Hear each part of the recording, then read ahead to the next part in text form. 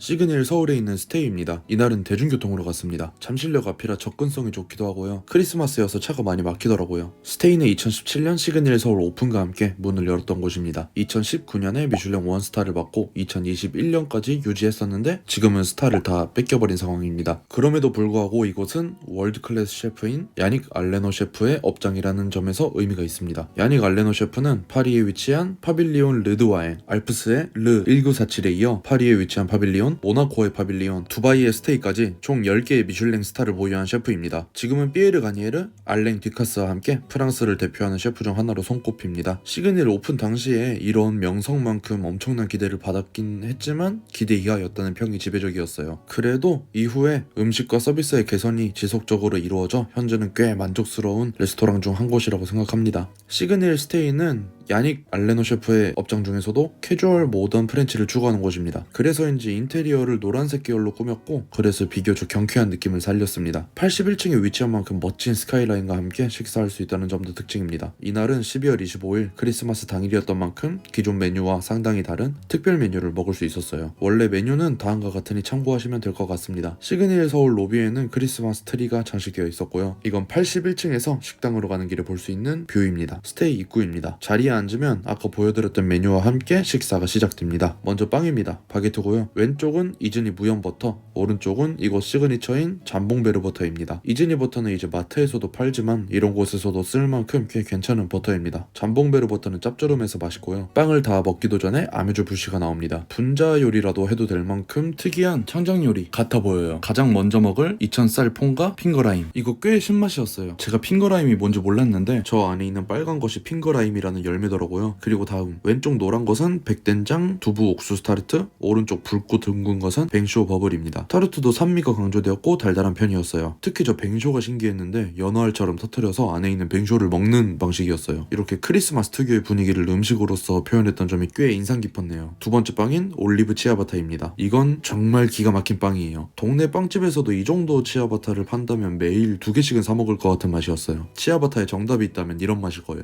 이제 본격적인 코스 시작, 비트 요리입니다. 발효 비트, 레몬폼, 바질 오일, 크리스피 퀴노아, 캐비어입니다. 저 빨간 것이 전부 다 비트인데 고급 치킨물을 샐러드로 먹는 느낌이었어요. 솔직히 말하면 셰프의 의도는 알겠지만 유쾌하진 않았고요. 그 다음부터 진정한 요리들이 시작됩니다. 한우 살치살 타르타르, 블랙 트러플, 화이트 발사믹, 김 참깨 크래커입니다. 살치살을 뭉쳐서 화이트 발사믹으로 막을 만들어서 감싼 것 같아요. 이렇게 크래커와 함께 먹도록 주십니다. 이게 숙성하거나 훈제 염장한 고기는 아니겠지만 발사믹이나 트러플, 소스의 도움으로 풍미를 극대화했고 지방도 충분히 많은 부위라 그런지 하몽 같은 기분 좋은 향이 느껴졌어요. 개인적으로 기억이 가장 좋은 메뉴를 고르라면 이거예요. 프렌치 라비올리입니다. 가리비 관자, 블랙 트러플, 프렌치 라비올리라 하고요. 모시조개 익스트랙션입니다. 모시조개에서 뽑아낸 육수를 소스로 썼다는 의미겠죠? 관자는 라비올리의 내용물로 으깨져 있고 트러플과 모시조개 베이스의 소스가 굉장히 맛있었지만 이 요리는 계란이 진정한 주인공입니다.